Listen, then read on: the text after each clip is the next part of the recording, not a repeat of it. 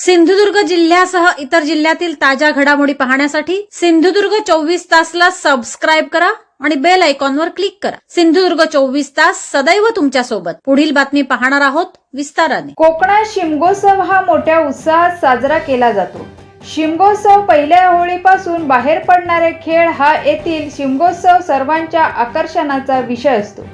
पहिल्या होळीला आपल्या गावामध्ये होळी साजरी केल्यानंतर प्रत्येक गावागावातील देवखेळे ग्रामदेवतेचा गजर करतात। सोशल मीडियात वावरत असलेल्या युगात कुणकेश्वर सारख्या गावात प्रसिद्ध शिमगोत्सवाच्या निमित्ताने काही युवा मंडळी आपल्या पिढीजात होळीचा तमाशा ही धार्मिक परंपरा आजही जतन करत आहेत।